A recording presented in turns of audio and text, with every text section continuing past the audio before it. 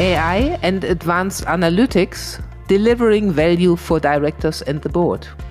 A board member recently told me the biggest challenge we have is not the ability to solve problems, it's figuring out which problems to solve.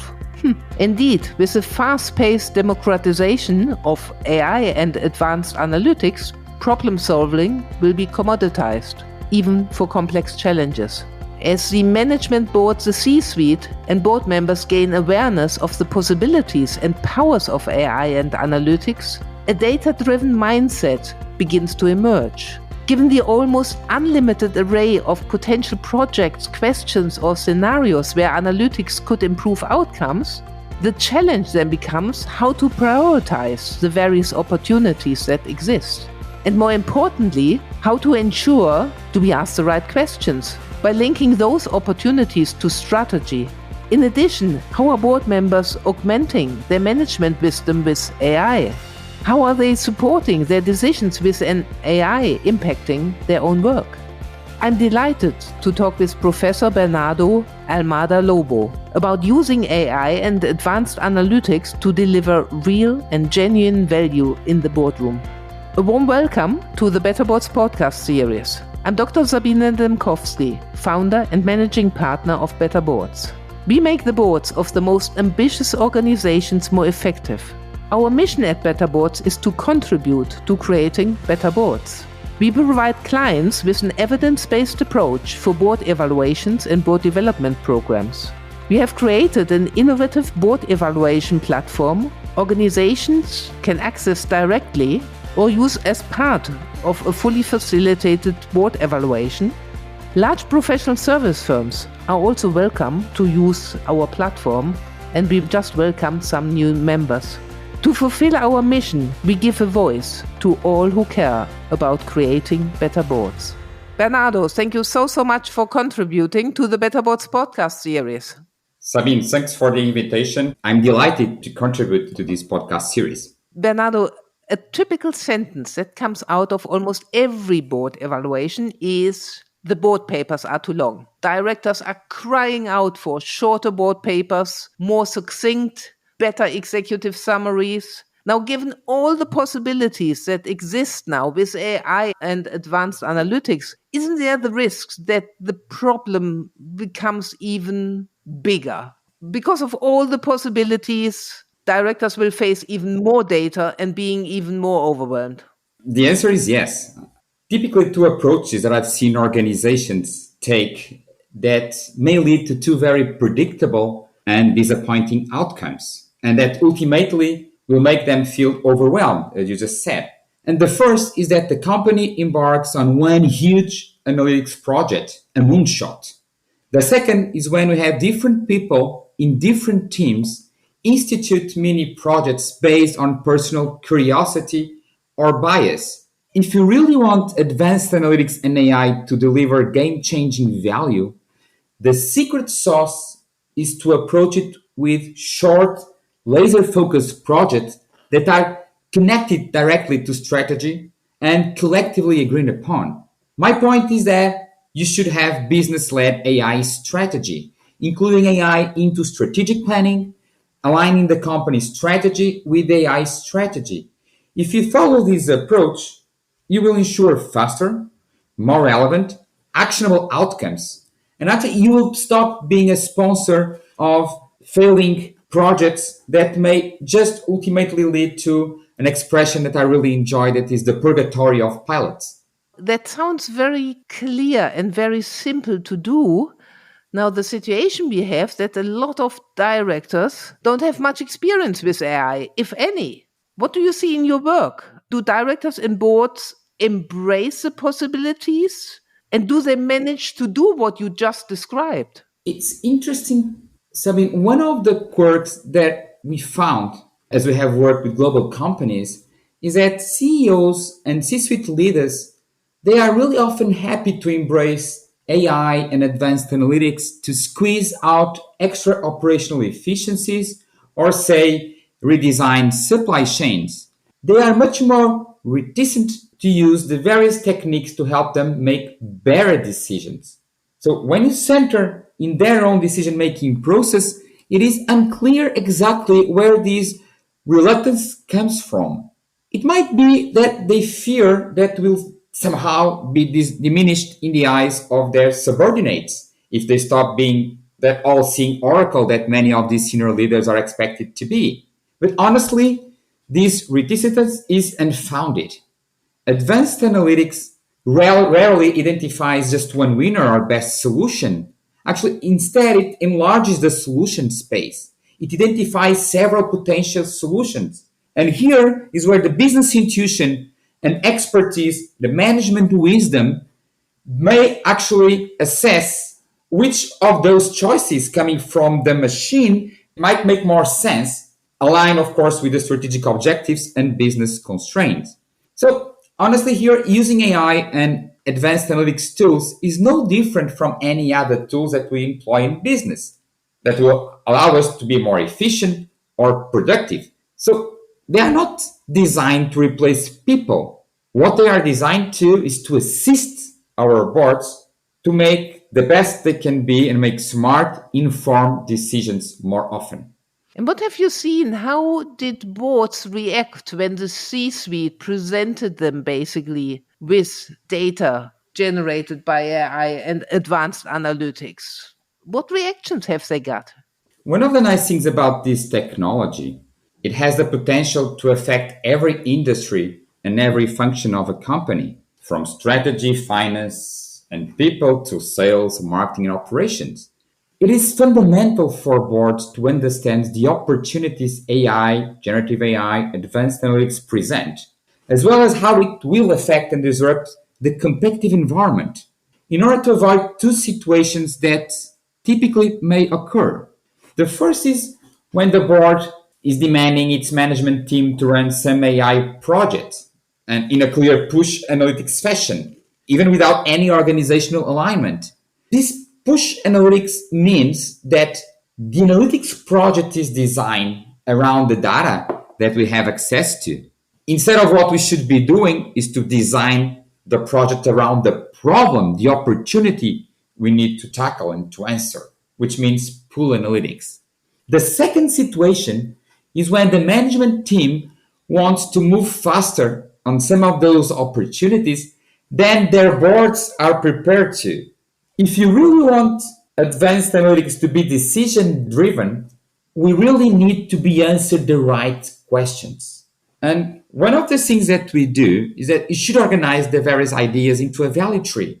Somehow, basically, a value tree explodes the main objectives of a company or a department into a set of business value drivers and related KPIs, which we can then address to some of the improvement opportunities by means of AI. And the secret is that this pool analytics is somehow anchored on the decision to be made rather than on the data that is available, which is typically the essence of push analytics. So that's clear how AI and advanced analytics can help boards to focus on the issues that really matter. But in order to do this, board members need to be equipped with the knowledge in order to also ask the right questions, don't they? One of the things we should think of is despite everything, this technology, this AI field being transformational, why only a tiny minority of the organizations are reaping deep benefits from it? Why is that? Why do we see on the ground that we have this analytics gap? This gap between the promise of the impact given by the AI and the impact in business that is rarely delivered. And one interesting thing is that this is mainly due to people and process issues rather than technology. Yeah. As I said before, to make a tangible impact, the process must be problem centric, meaning that we need to identify the key business challenges, the opportunities to tackle, of course, align with the strategic vision, and only then we bring the analytics, the data framing, and everything. This is pull analytics is the way to go as opposed to push analytics. So let's make this really practical, Bernardo. How can boards really incorporate AI and advanced analytics in their work? Maybe you can share some really concrete examples. Yes, I mean, let's just start from looking at the responsibilities of the board around strategic planning, risk oversight, and resolving stakeholders' concerns. Now, by integrating AI, boards can enhance their effectiveness, making more informed decisions and drive organizational success. Let me give you here an example of a strategy that boards can follow. Let's pick up, for instance, strategic planning. Okay. AI can assist directors in complex problem definition. You may use predictive analytics and AI to create future scenarios and to generate solutions for each scenario outcomes based on different strategies, adding to do resource sizing and allocation. Actually, with the strategic planning, you can question critical assumptions about customers, technologies, competitors, free of human biases. And this example, you need to use different data sources that AI will leverage upon. Data sources from internal business data, global news sources, social media, industry reports, best practice, you name it. Yeah. Now, another interesting example has to do with this talent management. Because if you really want to apply AI, you really need to assess board composition. You need to understand whether currently board members are diverse enough, qualified enough in terms of the gaps that you need to really address and adopt something that will be a commodity across organizations. Board members need to possess minimum literacy on the subject. As we'll see in the future, this will impact the board compositions. Actually, board members should ask themselves, am I equipped to provide such support leverage on AI? Now, I gave you this example of strategic planning, but there are other strategies that may benefit from AI. For instance, the way you do risk management, performance monitoring, even efficient reporting or stakeholder engagement. I can see that probably a lot of our listeners are scratching now their head and think, my goodness, what a whole new world out there. It will change dramatically how we conduct board work or how we basically deal with data. Let's stay on the subject of really providing some practical tips that board members can incorporate into their work. Let's start maybe with some tips for the management board, for the C-suite, because they are very often providing, of course, the input into the papers. Yeah, they write the papers delivered to the board. What tips do you have for them? Pinpoint three crucial aspects in terms of the tips. So, know-how, organizational alignment, and people technology in tandem. The first tip, if you really want to pursue this journey, you really need to do is walk the talk. The board needs to understand whether an organization has the necessary capabilities, talent, and culture to embrace the changes AI requires.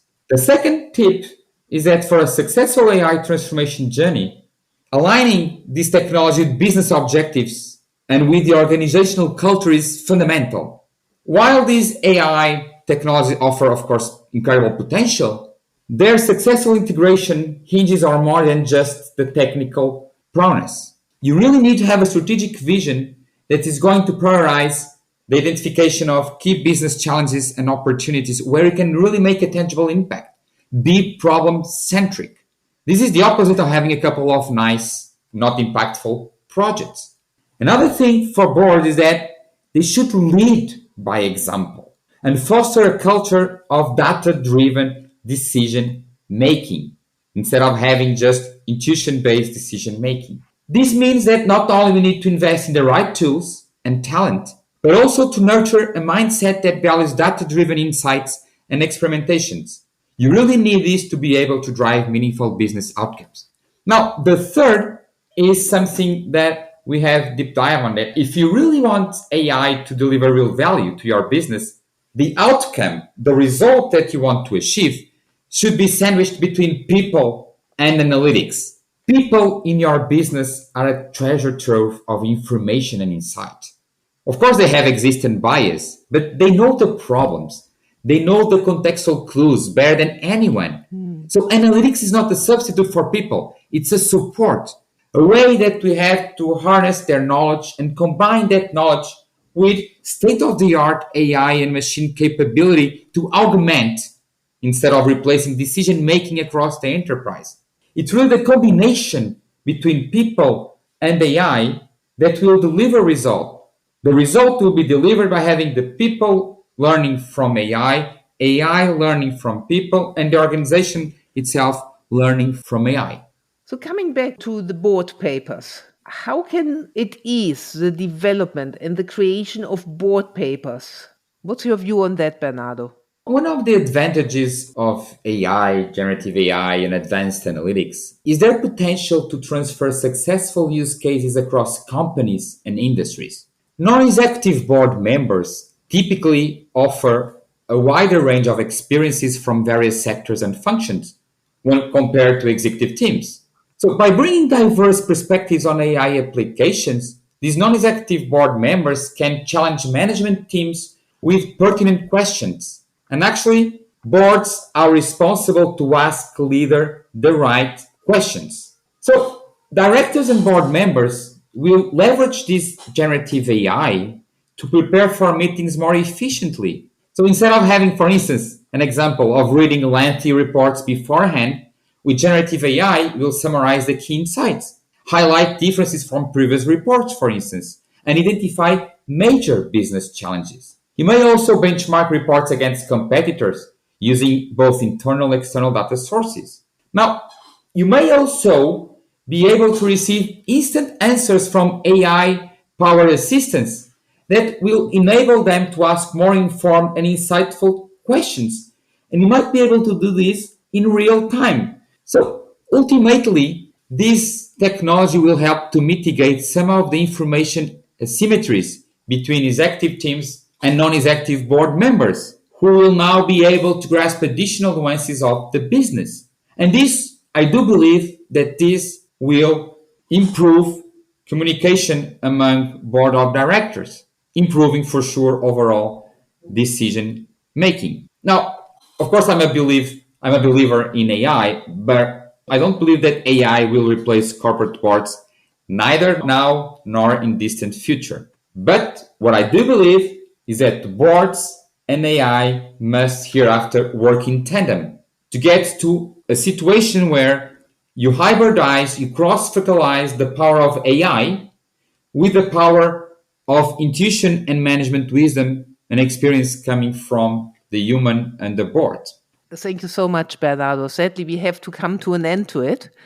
And we always ask the tricky question at the end. What are the 3 things our listeners should take away from this podcast? Very succinct. Yeah, so the first one, I'm not sure whether the audience will enjoy my answer, but any director who fails to integrate AI into their work and decision-making processes in the near future will not have a place on the board. Minimum literacy on the subject will be mandatory. The second is that AI will not entirely replace human decision makers in complex decisions. Instead, it is going to complement human experience and judgment. And this overall decision-making process will be enhanced by having people and analytics together, the 2 slices of the analytics sandwich. Finally, the third is that AI and advanced analytics only really deliver value when it is problem-centric. The pull analytics that we have mentioned before, not being data-centric, which means push analytics.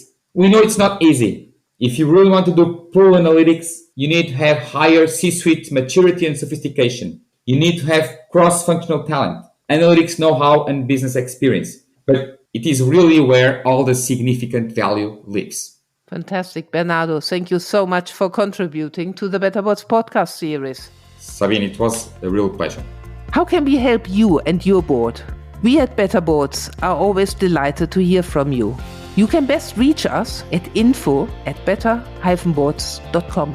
Please do not hesitate to reach out. We really love to hear from you, be it with a comment on the podcast or if you would like to hear more about our work. Thank you for listening.